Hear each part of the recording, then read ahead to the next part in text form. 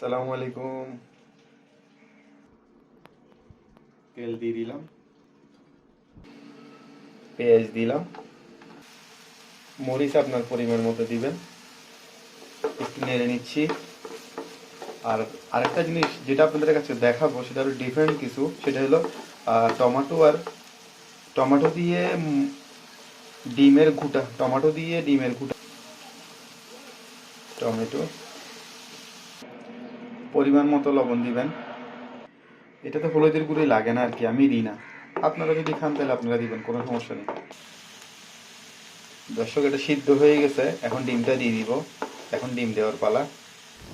ডিমটা এর মধ্যে ঢেলে দিলাম, দিয়ে ভালো করে নেড়ে নিব। এখন ভালো করে নেড়ে নিব। এটা শুকাই গেলে নামাই ফেলবো। এই যে দেখতে থাকুন, শুকাই গেলে নামাই ফেলবো। এখন মিক্স করতেছি।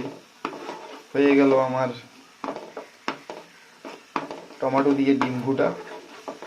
একটু শুকাই ফেলবেন, একটু শুকাই ফেললে এটা খেতে অনেক সুস্বাদু হবে।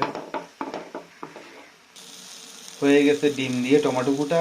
ভালো লাগলে আমার পেজটা ফলো দিবেন, আমার চ্যানেলটা সাবস্ক্রাইব করবেন। আল্লাহ হাফেজ।